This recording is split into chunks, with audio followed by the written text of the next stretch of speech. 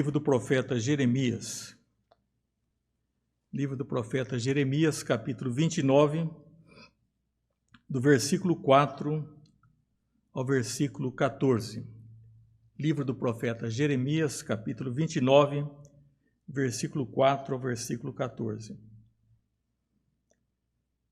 Assim diz o Senhor dos Exércitos, o Deus de Israel, a todos os exilados que eu deportei de Jerusalém para a Babilônia: edificai casas e habitai nelas, plantai pomares e comei o seu fruto, tomai esposas e gerai filhos e filhas, tomai esposas para os vossos filhos e dai vossas filhas a maridos, para que tenham filhos e filhas. Multiplicai-vos aí e não vos diminuais. Procurai a paz da cidade para onde vos desterrei, e orai por ela ao Senhor, porque na sua paz vós tereis paz. Porque assim diz o Senhor dos Exércitos, o Deus de Israel: não vos engane os vossos profetas que estão no meio de vós, nem os vossos adivinhos, nem deis ouvidos aos vossos sonhadores que sempre sonham segundo o vosso desejo. Porque falsamente vos profetizam eles em meu nome. Eu não os enviei, diz o Senhor. Assim diz o Senhor: logo que se cumprirem para a Babilônia 70 anos, atentarei para vós outros e cumprirei para convosco a minha boa palavra, tornando-a trazer-vos para este lugar. Eu é que sei que pensamentos tenho a vosso respeito, diz o Senhor. Pensamentos de paz e não de mal, para vos dar o fim que desejais. Então me invocareis, passareis a orar a mim, e eu vos ouvirei. Buscar-me-eis e me achareis, quando me buscardes de todo o vosso coração. Serei achado de vós, diz o Senhor, e farei mudar a vossa sorte. Vamos ter ainda uma palavra de oração. Senhor Deus, agradecemos a Tua palavra, que é uma palavra inspirada, e pedimos-te, ó Pai, que o Espírito Santo, que inspirou as Escrituras, possa também iluminar as nossas mentes para compreendê-la e para aplicá-la, Senhor, às nossas vidas. Pedimos, Senhor, que nos auxilies nesse momento de exposição das Escrituras. Nós oramos em nome de Jesus. Amém. O tema dessa noite é uma carta para um tempo difícil. No ano de 587 a.C., Israel foi levado cativo para a Babilônia. As pessoas foram arrancadas do lugar onde haviam nascido. Uma experiência traumática, mudanças abruptas, e o povo de Israel tinha sua identidade ligada à terra prometida. Foi o povo inicialmente sem território, sem lei, mas foi prometido a eles a terra de Canaã, e também foi dado a eles a lei magna, o Decálogo, os 10 mandamentos. E quando há uma experiência traumática assim, porque de uma certa forma estamos ligados ao lugar onde nascemos, com as pessoas com as quais interagimos, nós pensamos sobre a nossa identidade e o que realmente está acontecendo. O povo de Israel teve que caminhar 1.100 quilômetros pelo deserto, lá no Oriente Médio. Deixaram suas casas, o templo, as suas colinas, uma região montanhosa, e foram para um lugar completamente diferente, a Babilônia. Um choque cultural, a barreira linguística, a questão do clima mais quente, uma paisagem diferente, uma paisagem repetitiva, plana, costumes distintos e também, quem sabe, rostos nada amigáveis de pessoas desconhecidas que na verdade eram os seus opressores. Uma experiência terrível na vida do povo de Deus. De uma certa forma, nós também estamos nos sentindo exilados. Aquele exílio babilônico é, de uma certa forma, uma ilustração da nossa experiência humana. Mudanças abruptas, mudanças de valores sociais, dificultam muitas vezes o relacionamento e nós nos sentimos em outro mundo. E, de uma certa forma, às vezes nós não nos sentimos confortáveis, não nos sentimos em casa. É claro que nós não queremos ser pessoas alienadas, não queremos ser uma comunidade de alienados, mas nós temos cantado, por exemplo, o hino que diz: sou forasteiro aqui, em terra estranha estou. Celeste pátria, sim, é para onde eu vou. Aquele povo de Deus foi levado para uma terra diferente e nós sentimos também que estamos numa terra, às vezes, diferente, uma terra que nem sempre é tão confortável. Billy Graham, já na sua velhice, escreveu um livro muito interessante e diz: A Caminho de Casa.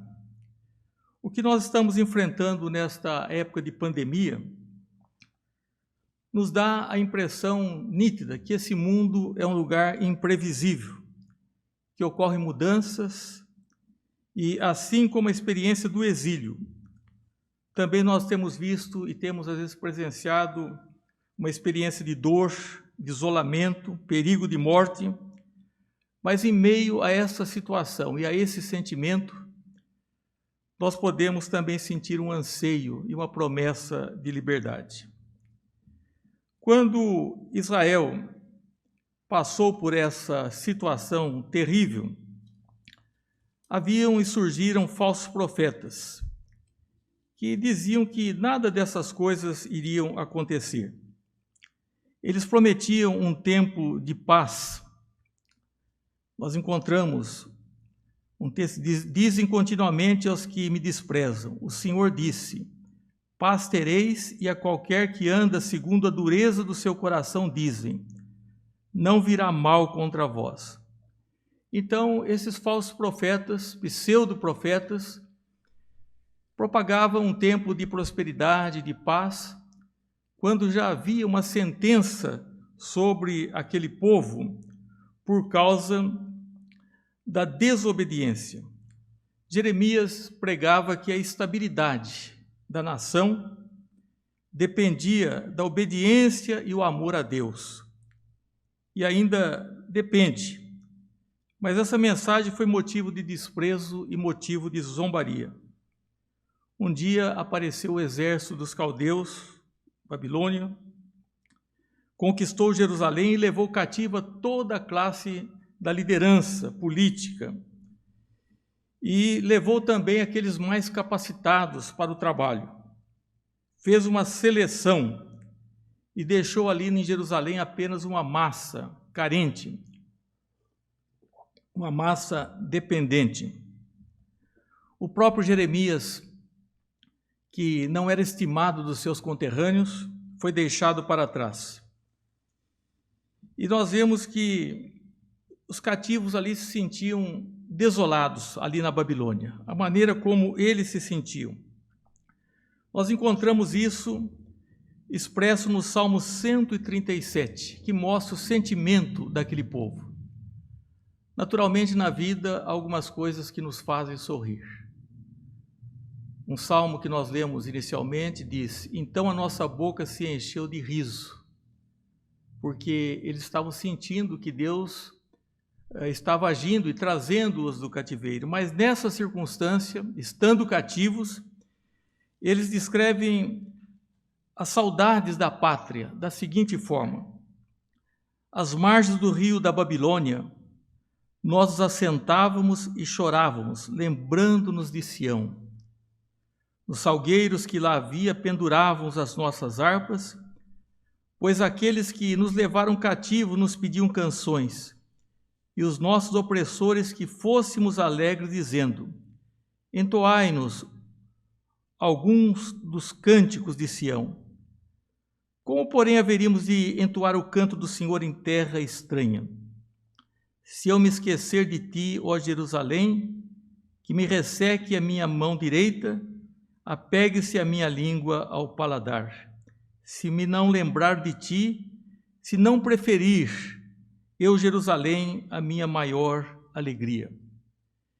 Então, quando deveriam cantar, esse povo chorava, pendurava suas harpas nos salgueiros que lá havia, junto aos rios de Babilônia, e diz, choravam. E eram forçados a viver num lugar que não escolheram. E com certeza diziam, é uma situação injusta, nós não merecemos o que estamos passando. E tinham os problemas peculiares, com o problema com a língua, com a alimentação, o calor excessivo e principalmente saudade do templo. Eles ansiavam pelo que nós agora temos percebido e chamamos de uma vida normal, ou a vida de normalidade. Era assim que se sentia o povo ali na Babilônia, mercê de falsos profetas que surgiram dentre eles mesmos, falsos profetas que se aproveitam dessa época de crise.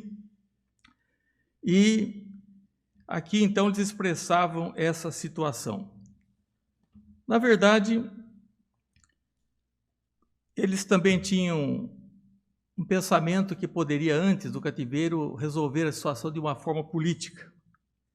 Ao invés de Deus, eles pensavam se as pessoas tivessem uma casa melhor, se tivesse um bom salário, condições de trabalho, seguridade social, mudaria o país. Essas, na verdade, são coisas muito boas e que devem receber o nosso apoio.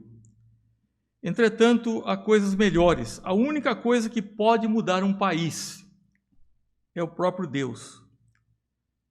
Jesus pode deixar as pessoas, livrar as pessoas do egoísmo, da amargura, fazer com que haja um espírito de perdão e que as pessoas sejam bondosas umas para com as outras.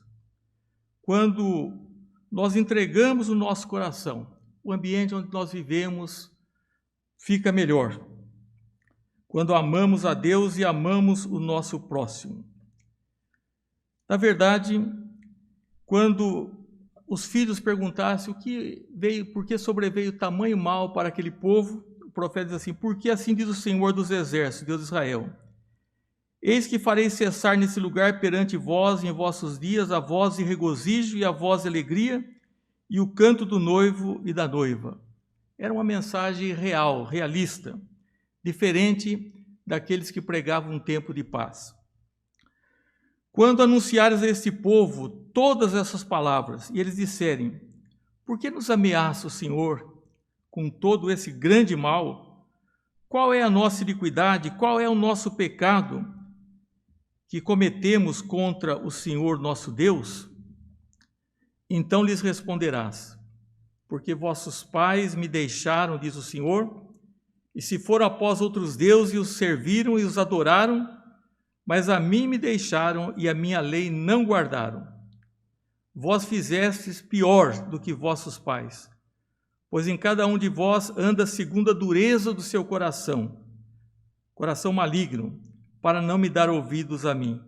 Portanto, lançar-vos-ei fora desta terra. Naquele caso em particular, nós estamos dizendo que o que está acontecendo seja um castigo, a mão de Deus, mas no caso do povo de Deus era uma disciplina amorosa, porque eles haviam se esquecido do Senhor. Eles se tornaram pessoas desobedientes. E enquanto Jeremias falava que a solução estava no amor a Deus, da obediência, os falsos profetas falavam que as pessoas, mesmo com o coração endurecidos, que tudo estava normal, que as coisas permaneceriam da forma como estavam. Até que vieram os caldeus e sitiaram o povo de Deus e acabaram levando-os cativos. Falsos profetas naquele tempo de calamidade. Nós encontramos aqui mencionado 3 deles. Acabe, Zedequias e Semaías. Eles falavam da injustiça do exílio, eles semeavam a autopiedade, eles incentivavam o povo a não aceitar aquela situação e baseavam-se em sonhos e diziam: logo nós estaremos de volta à nossa terra. Então, eles pensavam: bom, se vão voltar logo para a terra, nós não precisamos mais fazer aqui empreendimentos, né? Porque vamos plantar se talvez não cheguemos até o tempo da colheita. Nós não precisamos, então, aprender a vida daquela nação onde estamos, a prática comercial, artesanal. Por que construir? Por que se casar? Tudo isso fariam quando voltassem para Jerusalém. Então, eles estimularam esses falsos profetas, pseudo-profetas, para que o povo fosse imprevidente. Nós encontramos na Bíblia também aqueles que esperavam a volta iminente do Senhor e já não queriam trabalhar, e o apóstolo Paulo disse: quem não quer trabalhar também não coma. E é nesse contexto, então, que Jeremias escreve uma carta aos exilados da cidade, lá na Babilônia. 2 homens chegaram de Jerusalém, começaram a andar entre aqueles exilados, e eles ficaram muito curiosos com aqueles 2 homens. Eram Eleazar e Gemarias. Até que eles deram a conhecer o teor da carta trazida por Jeremias. Então, a carta dizia o seguinte: edificai casa, habitai nelas, plantai pomares e comei o seu fruto. Tomai esposas e gerai filhos e filhas.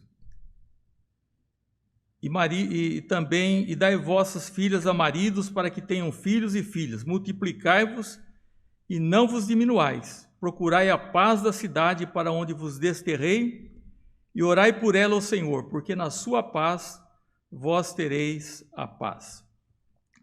Então essa era a palavra que Deus mandou aos exilados. Nós damos graças a Deus porque, embora numa situação de excepcionalidade, que não podemos nos reunir como povo de Deus, Deus não nos tirou a sua palavra. Deus nos dá uma direção e nós cremos na sua soberania.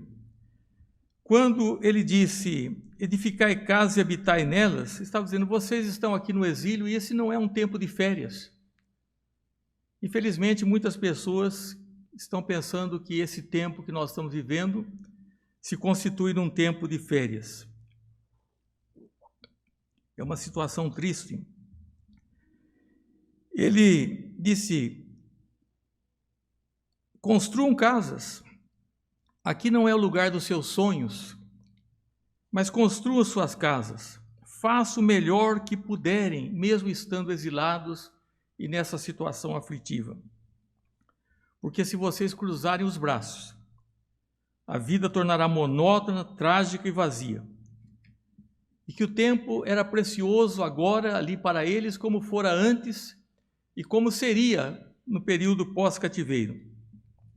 Era o tempo que eles deviam viver uma vida responsável e deviam fazer da melhor forma possível.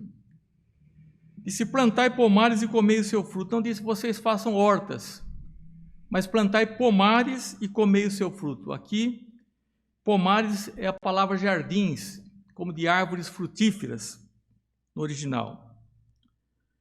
Façam a sua parte na economia local, na vida agrícola. Disse: talvez vocês não vão ser latifundiários, grandes produtores, mas vocês plantarão árvores frutíferas e comerão dos seus frutos. Na Babilônia havia um sistema de irrigação interessante. Vocês aprendam sobre o clima, sobre o solo, não vivam como dependentes, porque na verdade nós temos entendido pelas Escrituras que a forma que Deus abençoa é através do trabalho. Deus abençoa uma nação pelo trabalho. Ele nos dá saúde, criatividade e capacidade. Diz: tomai esposa e gerai filhos e filhas. Isso é, constituam famílias. Há muitos problemas no mundo, há muitas pessoas temerosas hoje em ter filhos. mas nós cremos que Deus ainda nos chama para a procriação. É preciso estabelecer relacionamentos, construir casas, criar filhos, ter uma vida normal em toda e qualquer época. E naquele tempo a força do trabalho estava no número de filhos. Hoje nós temos o planejamento familiar. Diz: procurai a paz da cidade para onde vos desterrei, e orai por ela ao Senhor, porque na sua paz vós tereis a paz. Eles estavam numa situação com os seus opressores, e no coração de muitos talvez tivesse aquele sentimento de vingança e aquele pensamento que até hoje domina muitas pessoas: quanto pior, melhor.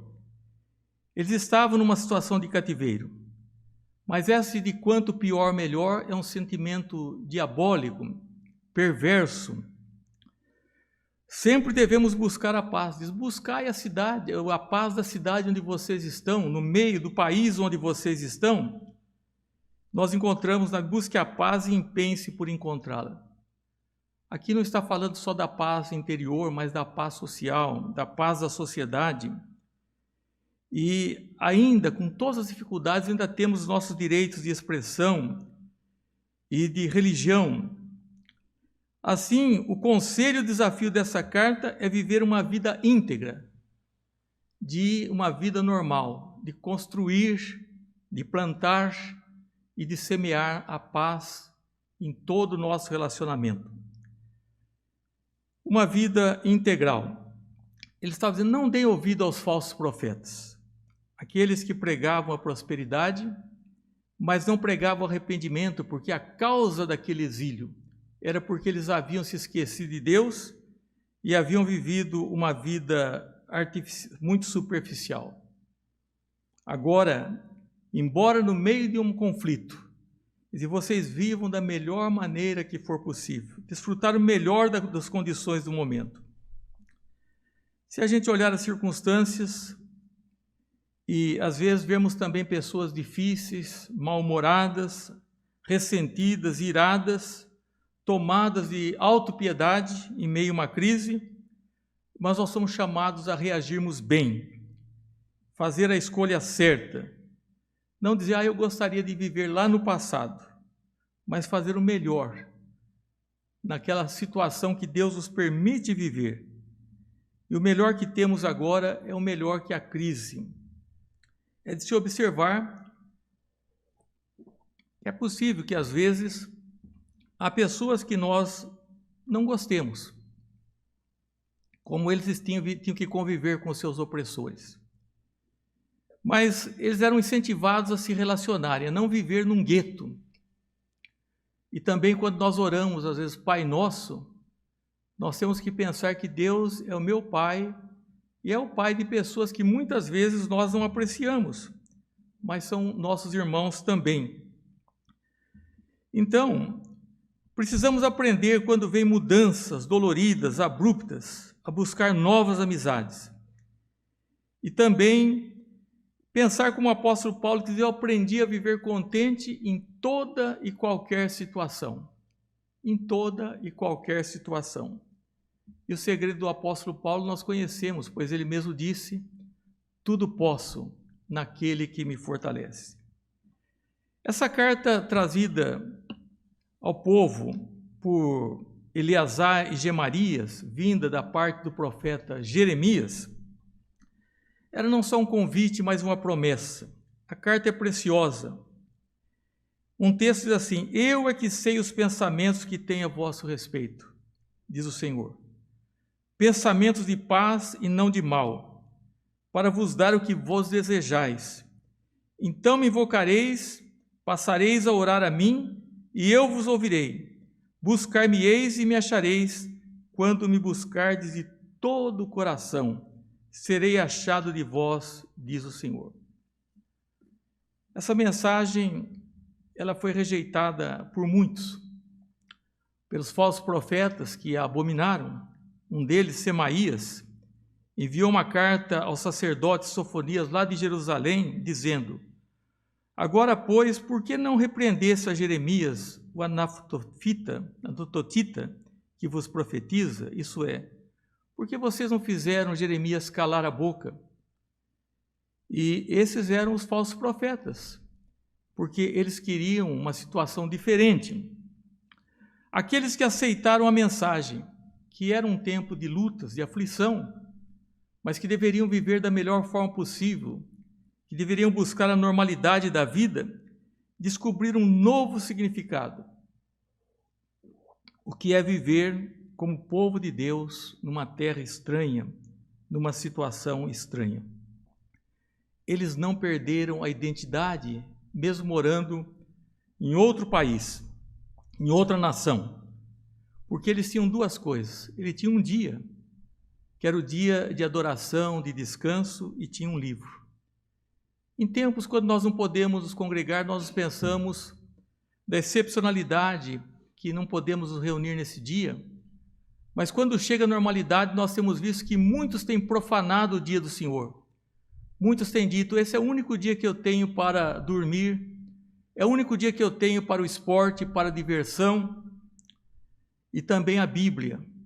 O livro tem muitas vezes sido como um pretexto de não fidelidade à mensagem, mas baseado em sonhos, em falsas profecias e tudo aquilo que nós temos visto nos dias presentes.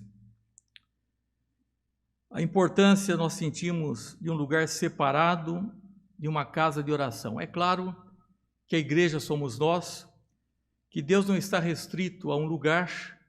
Deus é espírito, importa que os adoradores o adorem em espírito e em verdade. Foi que ele ensinou a mulher samaritana que tinha dúvidas quanto ao lugar de adoração. Mas nós temos um lugar separado, onde nos reunimos como povo de Deus e ansiamos por esse culto congregacional.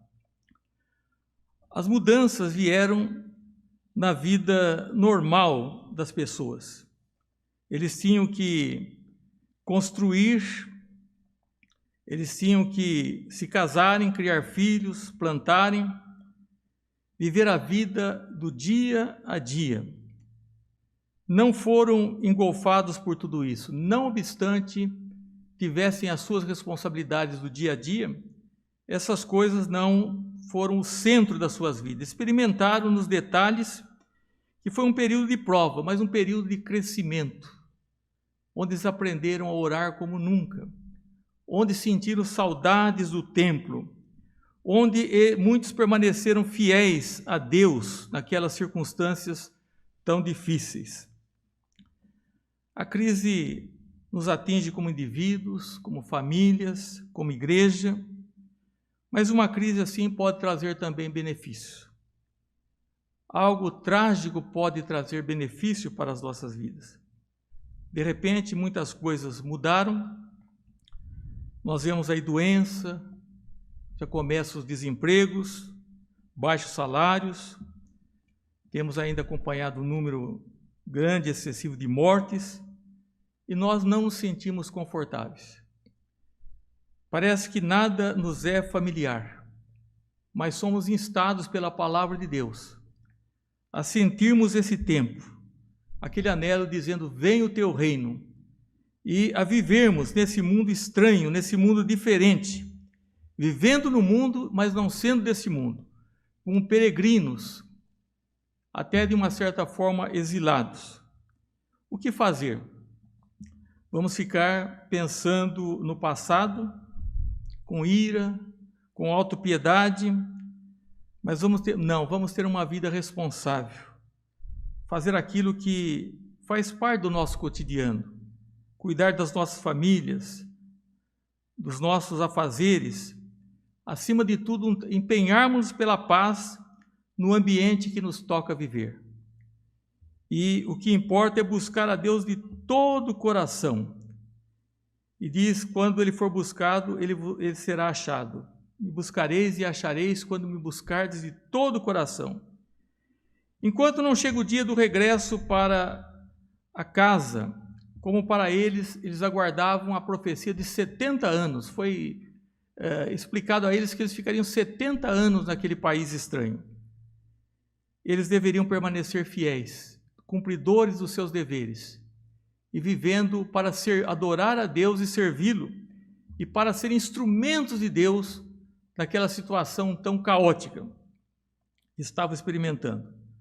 Mas deveriam fazê-lo da melhor maneira possível. Deveriam viver e desfrutar de tudo aquilo que fosse realmente possível para o bem deles, para o bem das suas famílias, e confiantes na promessa de que um dia voltariam para a terra que antes habitavam. Nós também estamos vivendo num mundo que tem as suas dificuldades. Tem momentos de paz, de prosperidade, momentos de lutas, de ansiedade, de perplexidade, mas estamos aguardando o retorno de Jesus Cristo, quando será estabelecido um novo céus e uma nova terra. Mas enquanto esse dia não chega, nós temos que viver da melhor forma possível, porque nós não estamos de férias, nós estamos aqui realmente radicados e é a realidade que nos toca a viver. E nós encontramos então a soberania de Deus, e é assim que queremos concluir essa mensagem. Ele diz: eu é que sei que pensamentos tenho a respeito, diz o Senhor. Era Deus, o Deus soberano, o Deus que os levou cativo, o Deus que os faria retornar, era o Deus que queria ensinar aquele povo, que queriam que eles anelassem pela vida anterior e vissem quão superficialmente tinham vivido, que sentissem saudades do templo. Eles estavam com dificuldade até para cantar em terra estranha. Então diz lá nos salgueiros que lá havia, nós pendurávamos as nossas harpas e chorávamos. E as pessoas pediam que nós cantássemos. Mas como nós cantaríamos o cântico do Senhor em terra estranha? Mas Deus disse: eu é que sei a respeito, diz o Senhor, pensamentos de paz e não de mal, para dar o fim que desejais. Então me invocareis, passareis a orar a mim, e eu vos ouvirei. Buscar-me-eis e me achareis, quando me buscardes de todo o vosso coração. Serei achado de vós, diz o Senhor, e farei mudar a vossa sorte. Então nós vemos que o povo, numa situação de desalento, a palavra de Deus veio a ele. A única coisa que Deus não nos pode tirar, não nos deve tirar, é a sua palavra, que é o que de mais precioso nós temos e que haverá de nos guiar por toda a nossa vida.